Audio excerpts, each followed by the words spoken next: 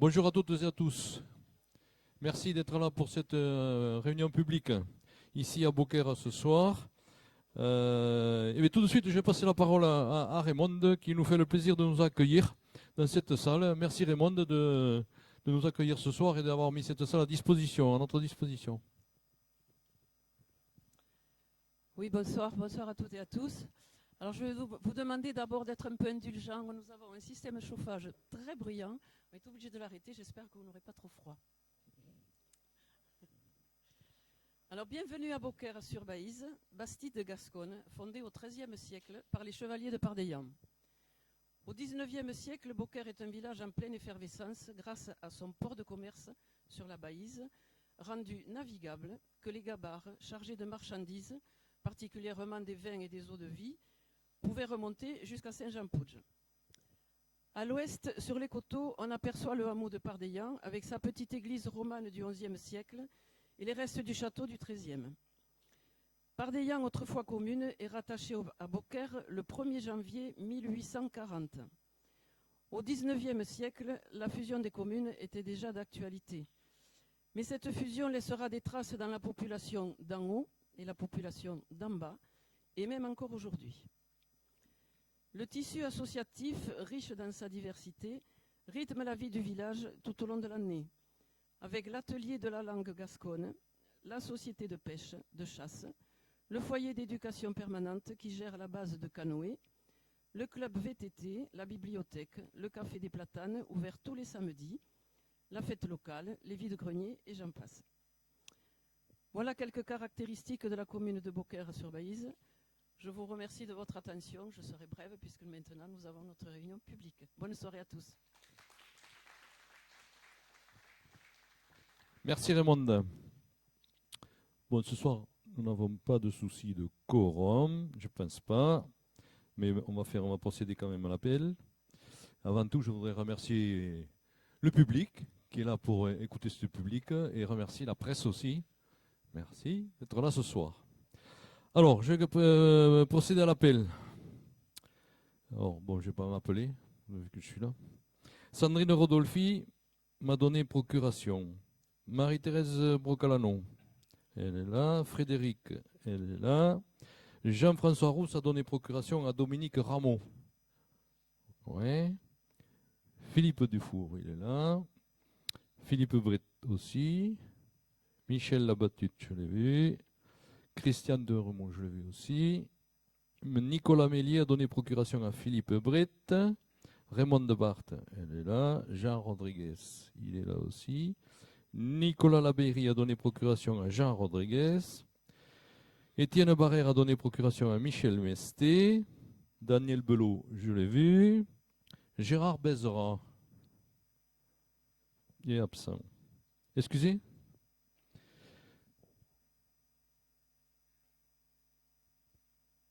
Annie Desnaux. Je l'excuse.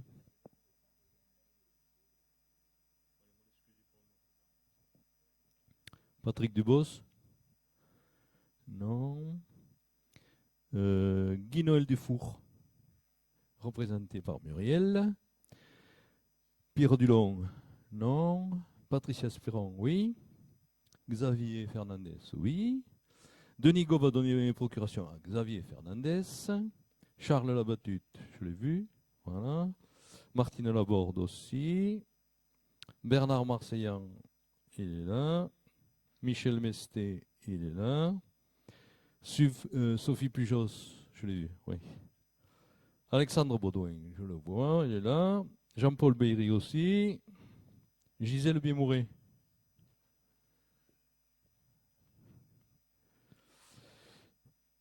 Elle n'est pas là. Béatrice Bretta-Garcia. Oui. Maxime, je l'ai vu tout à l'heure. Voilà. Hélène Delpech aussi. Isabelle Dufaux aussi. Charlotte Fernandez. Non. Pas de Charlotte. Patrick Jacosa a donné procuration à Françoise Martinez. Cécile Laurent, je l'ai vu. Et Françoise Martinez. Joris Mayer-Planté a donné procuration à Maxime. Ah, il est là, pardon. Oui, c'est vrai. Hop. C'est vrai qu'il fallait le corriger, je ne l'ai pas fait. Excuse-moi, je n'avais pas corrigé sur la feuille. Christian de Mondencia, il a donné procuration à Patricia. C'est ça. Gilles Moureau a donné procuration à Hélène. Michel Novarini, il est là. Aline Perotto, elle est là aussi. Lionel Piton a donné procuration à Isabelle Dufault. Parfait. Marie-Dominique Ramon. Nathalie Rata a donné procuration à Gisèle Bimouré, mais elle n'est pas là. Bon. Et Khadija Talaoui, elle n'est pas là. Bon, le quorum est largement atteint. Nous pouvons délibérer valablement. Pas de souci. Je vais m'asseoir, si vous permettez. Allez, on va de suite attaquer l'ordre du jour avec l'exposé 00. La communication des décisions prises par le président par délégation du conseil communautaire. Alors, je vais vous faire lecture des arrêtés et des décisions. Décision en date du 30-11. Décision prise en vertu d'une délégation du conseil communautaire portant fourniture d'un logiciel. Alors, ce logiciel qui est la maintenance et la formation de ce logiciel qu'on appelle Kelio Pro Plus 200. Alors, pour une valeur de 39 256 € et pour une période de 36 mois, autrement dit 3 ans. Ceci concerne les agents CCT et CIAS, c'est-à-dire tous les agents. Hein. Voilà. Un arrêté du 31-12 qui est portant la constitution d'un comité social territorial unique entre la CC et le CIAS. En date du 10-01-2023, un arrêté engageant la procédure de modification simplifiée numéro 1 du plan local d'urbanisme. En ce qui concerne les marchés publics et les ordres de service, un devis pour graphisme et signalétique commerce pour un montant de 3 000 €. Et je vous parle hors taxe à chaque fois. Hein. Un devis pour la réparation des ventiloconvecteurs au restaurant La Taulo pour 2 944 €. Une étude complémentaire suite au dépôt de permis de construire du 28 juillet au centre Salvandi pour la partie MH pour 18 630 €. Un OS modificatif de l'OS 25-2022 pour la fourniture et mise en service suivi de la formation de logiciel Kelio, c'était ce qu'on avait vu tout à l'heure, hein, pour un montant, le devis de 36 793. Le paramétrage de ce logiciel pour 830 €. Le marché de maîtrise d'œuvre pour la création de locaux de l'accueil de loisirs périscolaires à Montréal pour la validation de l'APS, ça c'est un service. Le raccordement du réseau électrique de l'installation 8 rue Cadéo à Salvandi à Condom pour un devis Enedis de 21 899 €. La migration des données ADS à Saint-Orens-Pouille-Petit qui a rejoint le service au 1er janvier de cette année pour 450 €. Une étude géotechnique pour la création des locaux justement à Montréal pour l'entreprise Optisol, un devis de 7 150 €. Le relevé complémentaire de la tour au centre Salvandi pour des cotes supplémentaires par XMGE pour 2 480 €.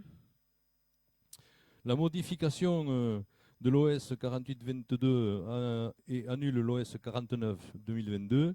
Ça, c'est le même devis que pour l'annulation de logiciel Kelio pour la somme de 39 256. L'accord cadre de travaux de voirie, la reconduction des travaux pour STPAG.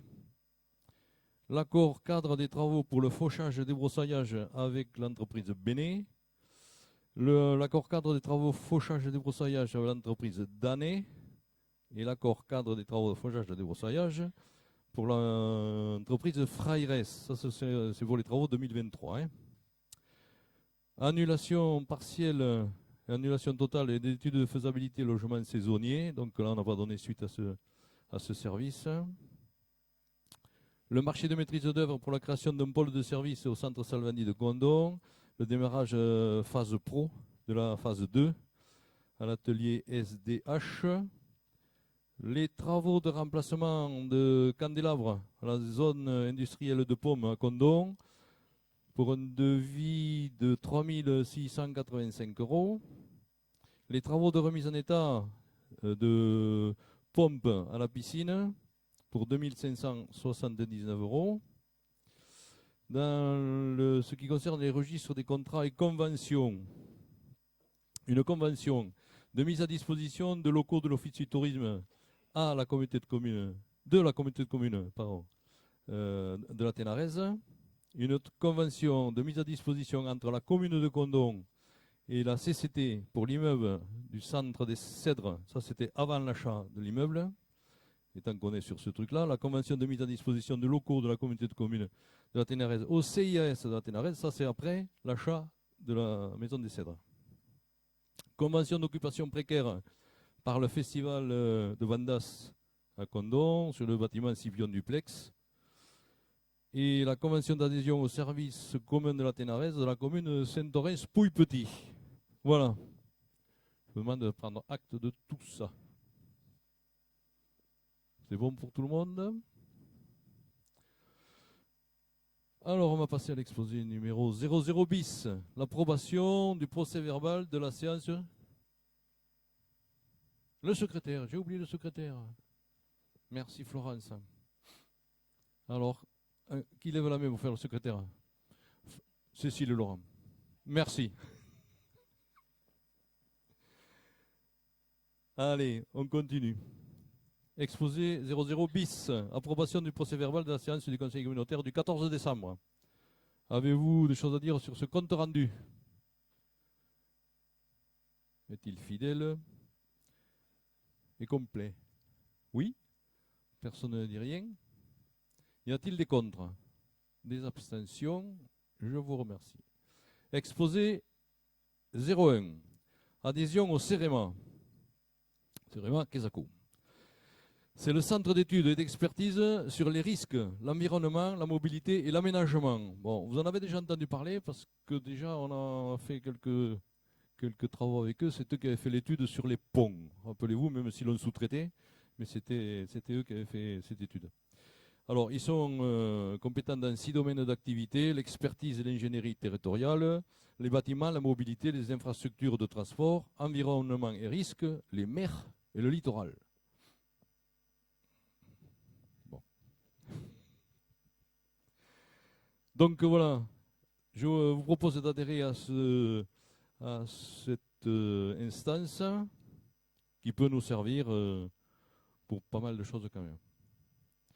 Alors pour ce faire, il faut désigner quelqu'un pour représenter la communauté de communes au titre de la Ténarèze, au titre de cette adhésion. Alors l'autre jour, vas-y.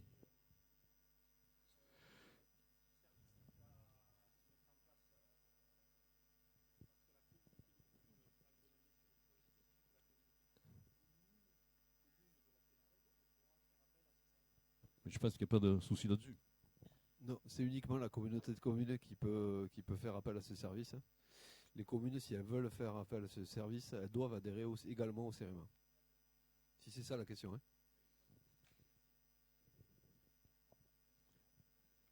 D'autres questions là-dessus?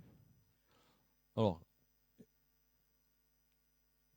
il nous faut donc désigner quelqu'un pour être représenté au CEREMA. Je vous propose, sans plus tarder, Maïté s'est proposée pour être pour représenter la CCT au CEREMA. Est-ce que vous y voyez un inconvénient?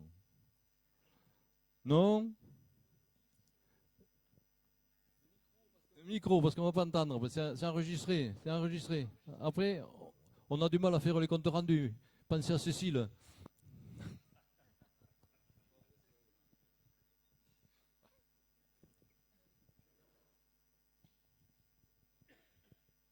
C'est bon là, ouais. Oui.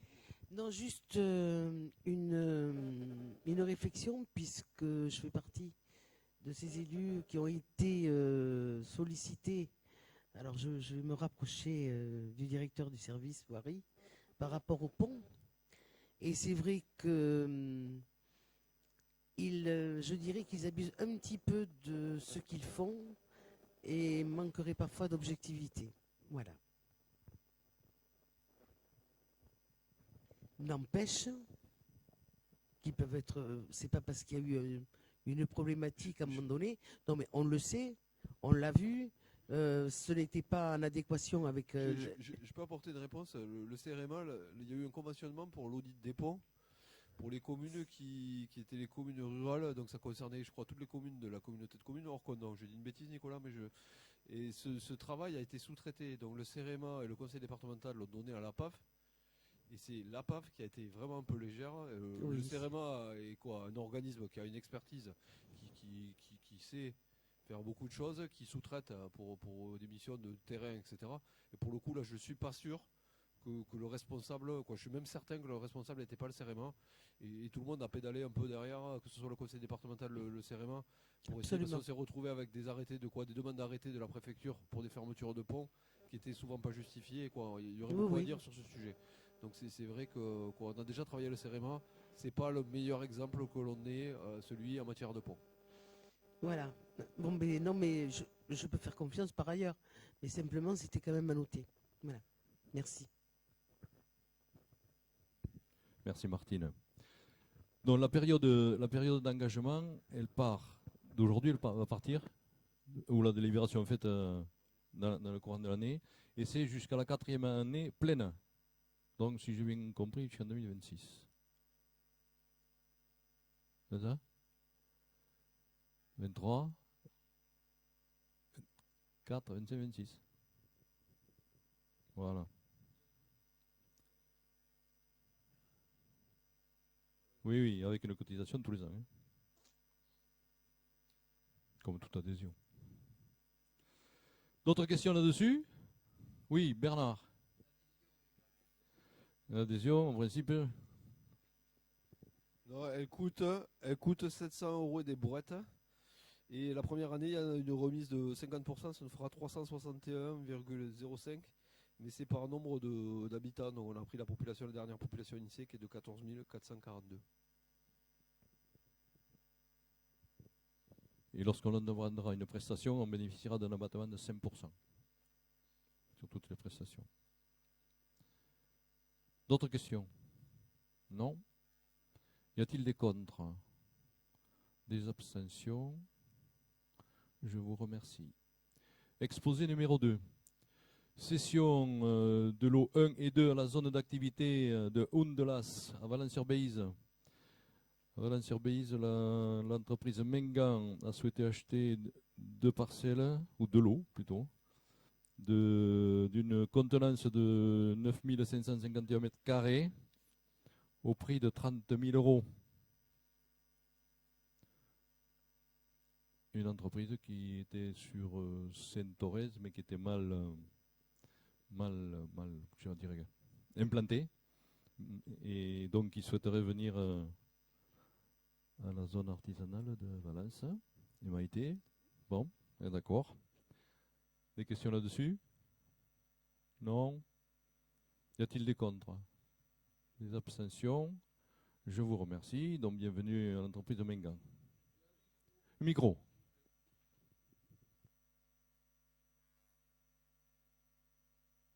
Donc juste une petite précision, c'est de savoir si autant à Valence qu'au Macondon, est-ce qu'il reste des terrains pour continuer à installer des entreprises? Effectivement, il reste 2 terrains à Valence. Et c'est à peu près tout.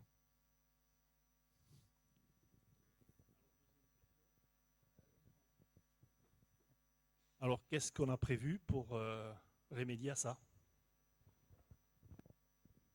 Je pense qu'il faut déjà rechercher et trouver des terrains qui soient susceptibles d'être intéressants. À ce jour, on est un peu pauvre. Vous savez qu'on a voté le démarrage du diagnostic sur les zones d'activité. Je ne sais pas si vous vous rappelez de ça. Et l'idée, c'est de regarder aussi si nos zones d'activité, c'est l'idée de l'État, mais si elles sont bien remplies, et si on n'a pas de vacances sur les zones d'activité, si on n'a pas des terrains qu'on saurait remobiliser, type friche, etc. Donc il y a cet inventaire sur lequel on travaille qui va aussi nous donner, sans doute, on en a peut-être un peu sous la pédale, mais à condition de l'analyser, quoi. C'est pas le foncier le plus facile à mobiliser, mais c'est celui qui sera le plus conforme avec les exigences de la loi de la consommation de l'espace agricole et naturel. Je posais cette question parce que je vois qu'il est plus facile de mettre du photovoltaïque sur des terres agricoles que de trouver des terres pour y mettre des entreprises. Donc c'est un peu pour ça aussi que je posais la question quand même, parce que la vocation de la communauté de communes, c'est aussi le côté économique. Oui, donc moi je voulais dire, comme il va y avoir la gare LGV au sud d'Agen, je pense qu'il faudrait regarder pour avant la révision du PLUI s'il n'y a pas de terrain susceptible d'être focalisé pour créer une nouvelle zone industrielle, mais vers Agen, puisque la gare d'Agen va nous mettre Ligarde. Oui, jusqu'à Ligarde, oui, jusqu'à Ligarde. Enfin, regardez avec la commission de révision du PLUI, puisque je pense que c'est à ce moment-là une révision, dans le cadre de la révision, il faudrait envisager de créer des terrains pour ramener de l'activité, parce qu'effectivement, ça manque et c'est le nerf de la guerre, hein, de faire venir les personnes pour travailler, mais il faut donner des terrains. Jean. Oui, à Condon, on avait un terrain qu'on voulait vendre. Ça peut, parce qu'il est disponible celui-là. Ah, Il est vendu, vous avez voté la vente, il y a déjà quelques conseils. On ne peut pas les vendre deux fois. Moi, D'autres remarques là-dessus? On a bien entendu Maïté. T'inquiète pas. Pas d'autres questions là-dessus? On est d'accord pour cette vente? Mais c'était déjà voté d'ailleurs. Hein. C'était une remarque qui était venue après. C'était déjà voté. Je ne vais pas vous refaire voter. Voilà. Non, j'étais. Tout à fait, tout à fait. Pas de souci. Pas de souci. Exposé numéro 3. Convention de prestation de services pour la réalisation des contrôles d'assainissement non collectif par le SIAP de Condon Cossens. Bon, vous êtes tous au courant que nous sommes depuis un an, on avait passé une convention avec le SIAP Condon Cossens pour faire donc les contrôles et la mise en place des contrôles d'assainissement non collectif. À ce jour, on n'a pas encore trouvé quoi que ce soit de prestataire pour faire ce travail. Donc je vous propose de renouveler cette convention avec le SIAP et en attendant de trouver notre formule.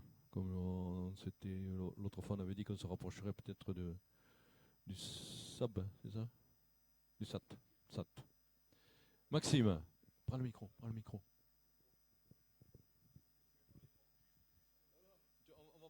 Ça va pas être enregistré.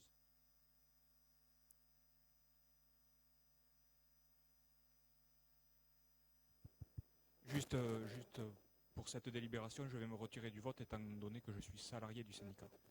Voilà. Très bien, Maxime. C'est noté? Bon.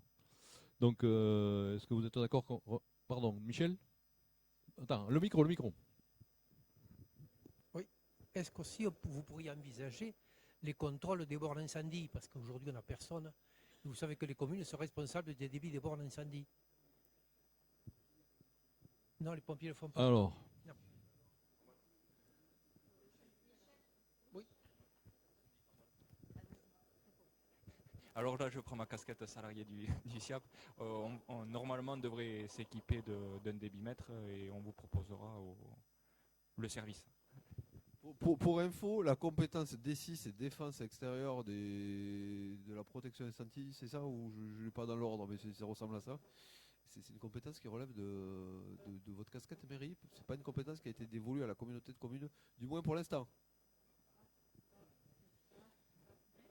Pour le moment, c'est la responsabilité des maires. Oui, mais voilà. Je pense que là, il faut se tourner, comme dit Maxime, voir les débits qui sont sur les bornes et faire un constat de tout ça. Et pour le moment, c'est les maires qui Oui, je sais bien. Obligatoire, mais trouve-en une qui soit au top. Pas beaucoup. Parce que vous êtes sur des grosses lignes, mais quand vous êtes sur des bouts de ligne, tintin. Garde-le, garde-le. Je ne garde pas les micros. Non, juste pour info, le syndicat de la TNRS nous fait les contrôles. Déjà, on a signé une convention, un partenariat. Si j'ai une tête, Christian, tu me rappelleras, c'est 5 ans et un contrôle systématique avec un temps par. Ouais, donc voilà, fait. Et obligation depuis le, je sais pas quand. Là. Voilà, tout c'est fait. Et je peux rajouter que le syndicat de l'eau refuse systématiquement, s'il n'y a pas le débit voulu, il n'installe pas de borne à incendie. Si on veut l'installer, c'est sous la responsabilité du maire, mais le syndicat n'installe pas s'il n'y a pas le débit suffisant, donc sur le SAT. Voilà. Donc toutes les bornes incendie, elles sont au débit normal. Sur votre réseau. Sur notre votre secteur. réseau. Voilà, précisé.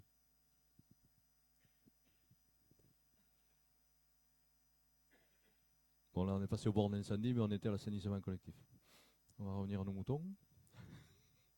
Non collectif, pardon. Donc, pas d'autres questions sur cet assainissement. On renouvelle la convention avec le SIAP pour pouvoir fonctionner. Je pense que c'est une sage résolution. Donc, y a-t-il des contre? Des abstentions? Tu voulais dire quelque chose, Martina? Micro.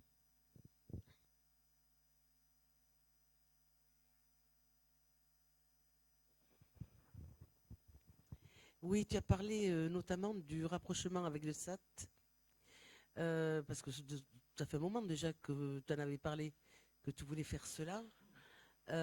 Juste, où c'est que vous en êtes pour savoir? Est-ce que éventuellement il y a des éléments financiers qui vont entrer en lieu de compte? On y travaille, on est réellement sur plus de la technique, etc. On vous fera une présentation de ce qui est possible. C'est pas si évident que ça quand même. Donc l'univers des possibles, oui. On a imaginé pouvoir faire ça d'ici un mois ou deux. Quoi. Non, mais je n'en doute pas, mais bon, voilà, merci. C'est pas aussi simple. Mais on devrait y arriver. Donc je repose la question. Y a-t-il des contre? Des abstentions? Je vous remercie. Exposé numéro 4. Ouverture de crédit pour le paiement anticipé budget principal. Bon, ça c'est la gymnastique de début d'année pour que l'on puisse fonctionner logiquement la trésorerie. Donc au niveau du budget principal, au niveau des immobilisations incorporelles, 136 928, ça représente toujours 25% du montant voté pour le budget 2022. Dans les subventions d'équipement versées, 182 462, les immobilisations corporelles pour 942 572 et les immobilisations en cours pour 417 562. Je pense que ça n'appelle pas beaucoup de commentaires. C'est chaque fois pareil, en début d'année. Pas de remarques? Des contre? Des abstentions? Je vous remercie. Même procédé à l'exposé numéro 5 pour l'ouverture de crédit, donc pour budget de services communs. Là, on parle de plus petites sommes. Au niveau des immobilisations incorporelles pour 405 € et les immobilisations corporelles pour 2 980 €. C'est bon pour tout le monde? Des contre? Des abstentions? Je vous remercie. Exposé numéro 6. Ouverture de crédit pour paiement anticipé budget de l'aérodrome de Héret. Bon, là, c'est pareil. Là, il n'y a que des immobilisations corporelles pour une somme de 3 630 €. Des contre? Des abstentions? Je vous remercie. Exposé numéro 7. Autorisation de programme et crédit de paiement du centre Salvandi. Bon, là, il faut modifier le plan pluriannuel d'investissement. Et vous avez une petite présentation, vous la voyez, non? Donc pour l'année 2023, il est prévu en fin d'année une dépense pour travaux de 2 836 000 €, avec en face des recettes pour 1 672 000, ce qui fait à peu près 58% de recettes. Et après, vous avez le tableau des autres années qui suit. On le voit bien? Ouais. Parfait. Là, c'était un TTC. Je parle en hors taxe, ça c'est un DTC. Pour les dépenses, évidemment. Est-ce que ça appelle des commentaires? On l'a vu déjà. Xavier. Il faut regarder, je n'ai pas eu le temps. 13 millions quelques, ça fait 17. Qu'est-ce que vous parlez de cofinancement? Je vois en 2020, alors je vois rien. 2023, 1 206 000 euros. C'est Tu quoi la regardes recette? le global là, au départ, Ouais. 13 millions. Donc en face, on a les recettes pour 6,8 millions. Oui, donc ça veut dire que 6,8 millions, si vous avez 58%, vous avez 42% hors taxe qui est d'emprunt, ou parce que je présume que vous n'avez pas de fonds de liquidité. Alors Tout est en là-dedans, emprunt. en plus, on n'y compte pas les loyers là-dedans. Là. Ce Oui, n'est mais les que loyers, c'est N plus 1 ou plus 2. Oui, Voilà, tout à fait. donc c'est pas la peine de les compter. Oui, mais au programme total, ils y seront. Oui, mais à la fin, dans 120 ans. Dans 20 ans, on va créer, Oui. hein. Le tribunal, c'est 120 ans. Ça coûte 38 000 euros par an, le tribunal. Voilà. Non, mais on est bien sûr 48% d'emprunt, c'est ça? Ou je présume, non? Si vous avez 58% de taux de financement, 48%, c'est ça? Vous m'entendez, oui. Je n'ai pas fait le total, mais c'est l'emprunt, c'est les 6 811 000 sur les 13 millions, si c'est ça que vous voulez savoir. C'est ça. C'est ça. On est bien d'accord.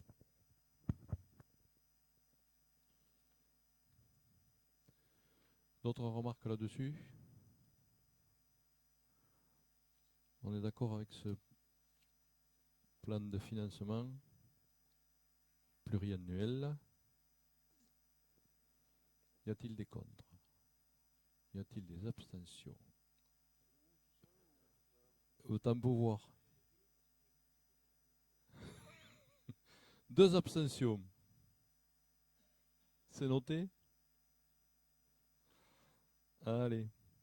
Exposé numéro 8.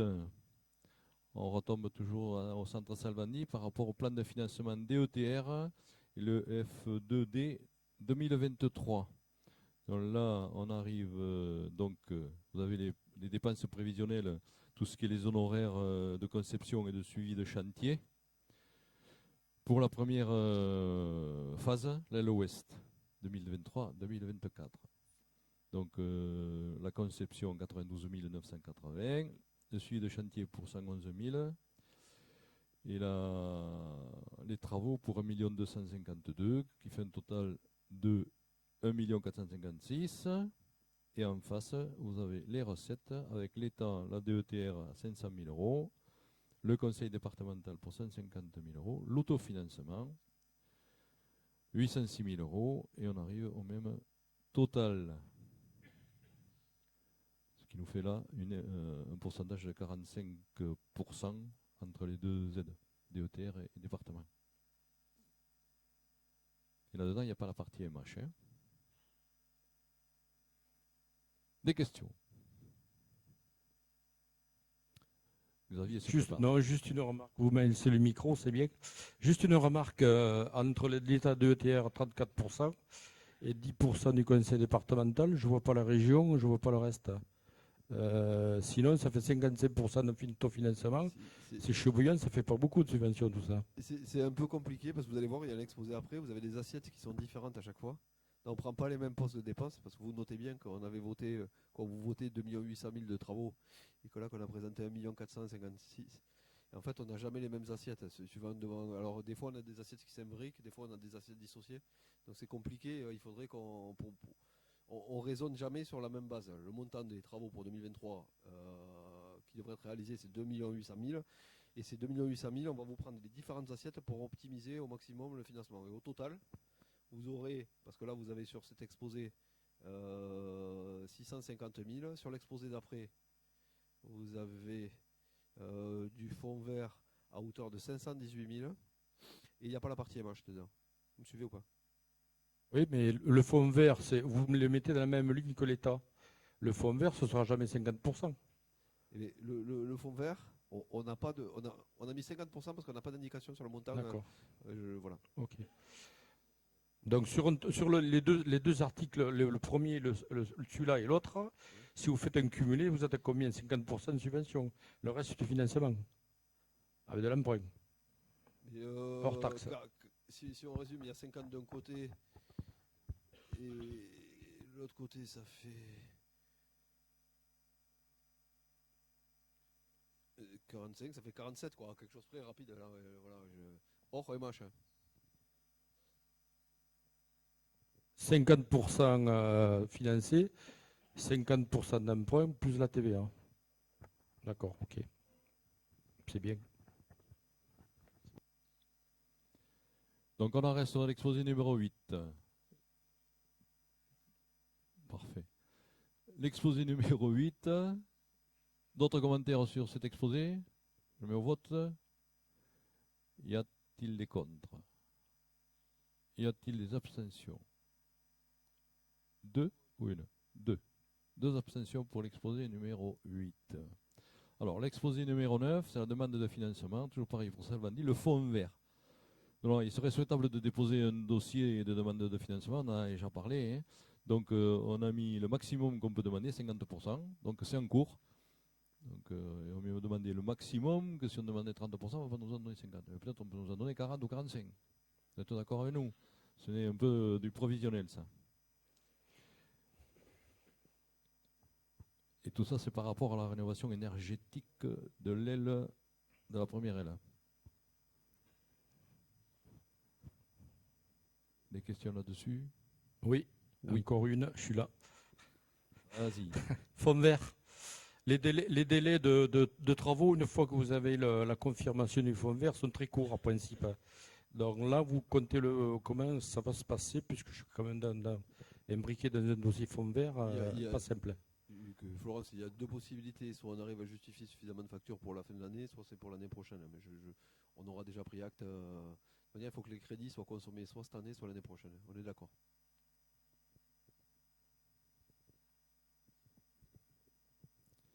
Oui, c'est quelque chose qu'il faut jouer rapide. Là. Mais on en est conscient. C'est pour ça qu'on vous propose la délibération aujourd'hui. Pour aller le chercher, parce que sinon... D'autres remarques?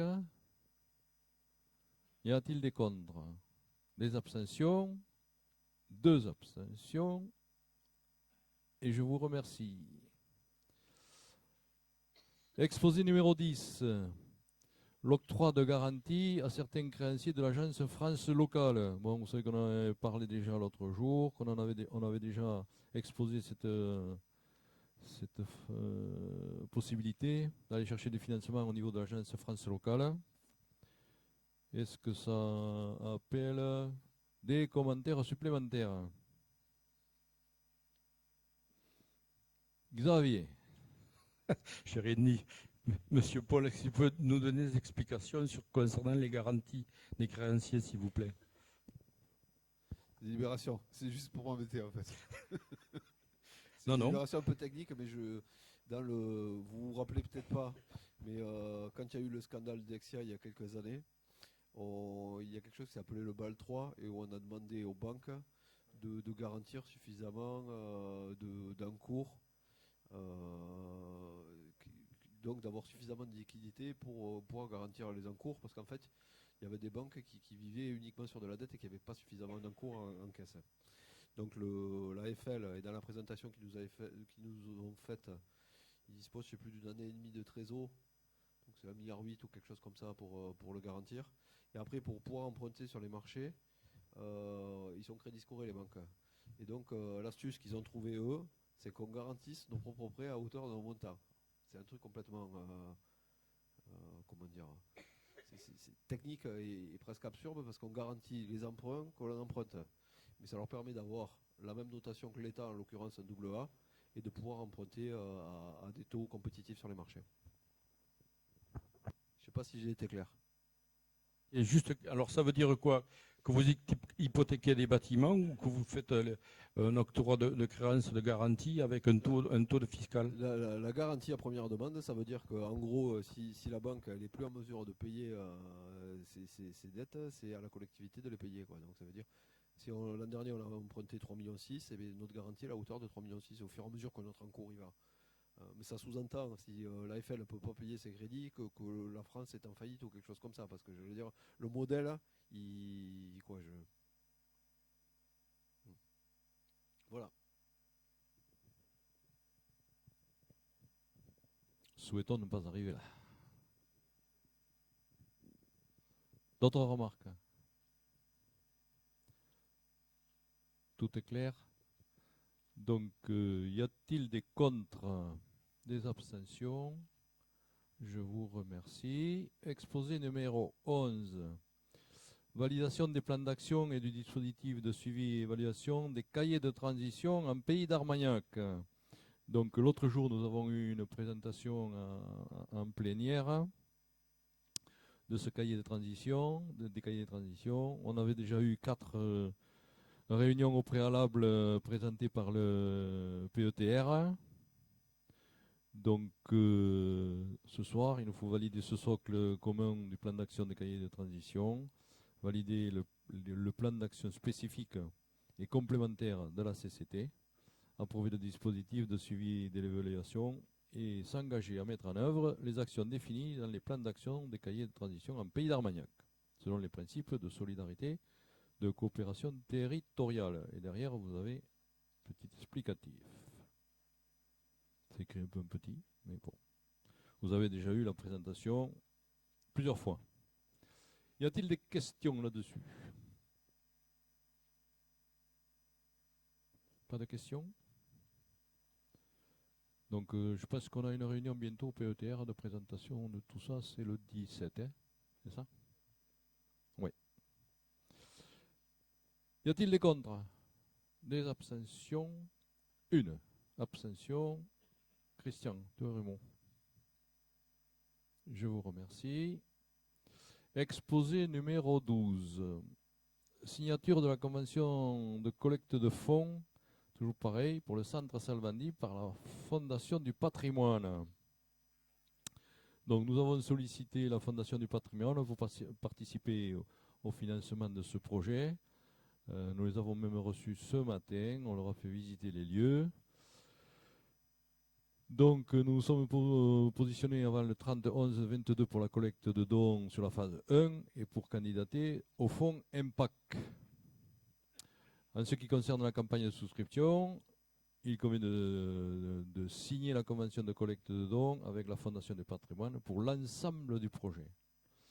Dans le cadre de cette convention, d'autres campagnes de souscription sur les phases de travaux à venir pourront être lancées.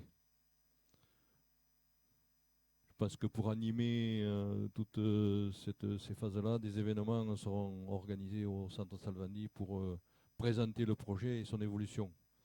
C'est comme ça qu'on expliquera un peu l'avancée de nos travaux sur ce projet. Et en parallèle, le projet Salvandi est présélectionné régionalement pour participer au comité national dans le cadre du fonds Impact. Y a-t-il des questions là-dessus? Pas de questions là-dessus. On peut espérer combien en fonds? Autant que possible. 50 000, 100 000? Aujourd'hui, bon, on ne peut pas dire exactement, mais bon, qu'est-ce qu'on peut espérer? 400 000 euros, 100 500 000. Un truc comme ça, une fourchette de ce côté-là.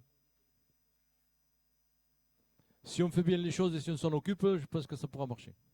Mais il faut s'en occuper. Ah d'accord, très bien.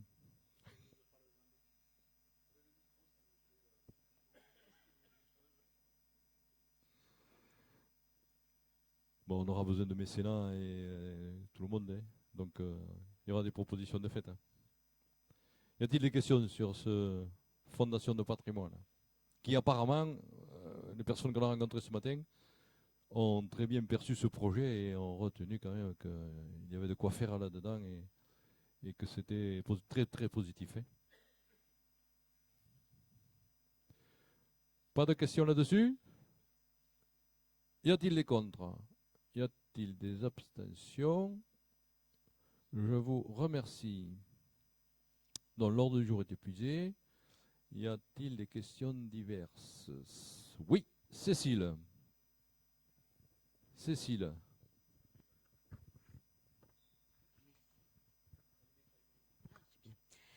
Merci. J'ai un petit trou de mémoire. Je ne sais plus qui est le représentant dans cette assemblée à Gers Numérique. Enfin, peu importe. Je D'ailleurs, pense que c'est Sandrine Rodolphi Dezan. voilà. Alors, C'est sûr, on me confirme que c'est sûr. voilà, il faudrait peut-être qu'elle signale que à Beaucaire, la couverture numérique n'est pas particulièrement au top. Et peut-être que ce serait bien, et ça permettrait de soutenir celle qui nous reçoit ce soir. Raymond me confirme, pardon. Oui, alors une remarque, il n'y a pas que Beaucaire. Hein. Voilà. Oui, Merci. c'est ce que j'allais dire. Si avec Beaucaire, Voilà, on ça se serait bien. cotiserait ce soir pour. Mais oui, il n'y a pas que Beaucaire, c'est sûr. Mais comme tu dis, peut-être on pourra lui poser la question un jour, qu'elle nous fasse un point là-dessus. D'accord. Michel. Oui, bonsoir à tous. Mais simplement, moi, je voulais revenir sur, ou savoir où en était le projet de l'abattoir, sachant qu'aujourd'hui, je veux dire, apparemment, Bigard s'en irait d'Auch et que l'abattoir d'Auch est plus ou moins bancal et à terme fermerait. Donc, c'est ce que j'ai entendu et je dirais pas de bonne source, mais pas loin. Donc, moi, je m'inquiétais pour ce projet.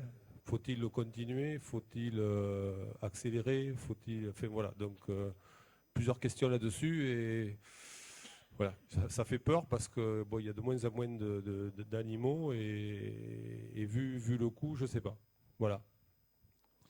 Alors, le projet du pôle viande est toujours d'actualité. Pour avoir fait plusieurs rencontres, réunions, soit avec le préfet et la chambre d'agriculture, donc ce projet est toujours sur la table, à l'étude. Comme tu dis, pas d'animaux, mais c'était avant-hier soir qu'on était au PETR, je crois, lundi soir au PETR. Et à côté de moi, j'avais quelqu'un qui m'a dit, alors ce pôle viande, en quoi vous en êtes? Quand est-ce que ça va se faire? Parce que chez nous, les éleveurs, ils attendent après vous. Ce monsieur, il était de Nogaro. Oui. Donc, voilà. Je pense que, même si ça avance pas vite, hein, je pense que l'issue de ce projet, quelle qu'elle soit l'issue, hein, positive ou négative, on va le savoir très vite. Hein. Je pense. Bon, on sait très bien les soucis rencontrés par l'abattoir d'Auch, mais bon, nous on n'y peut rien. C'est pas. Mais les éleveurs aujourd'hui, même s'ils sont peu nombreux, attendent après cet outil. Et ce n'est pas que du côté de Nogaro, c'est du côté de l'Albret, quand on passe dans le Lot-et-Garonne ou la région Nouvelle-Aquitaine, c'est pareil, la question est la même. Quand on va du côté de Lectoure, l'inquiétude est la même. Donc voilà, aujourd'hui, je ne peux pas vous dire si ça sera oui ou si ça sera non, mais je pense que nous sommes en bonne voie.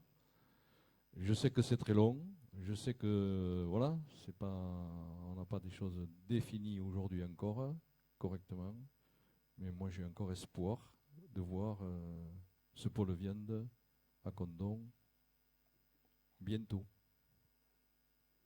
Alors bientôt, je ne sais pas si ça sera démarrage 23-24, mais le territoire le demande. Voilà ce que je peux en dire aujourd'hui.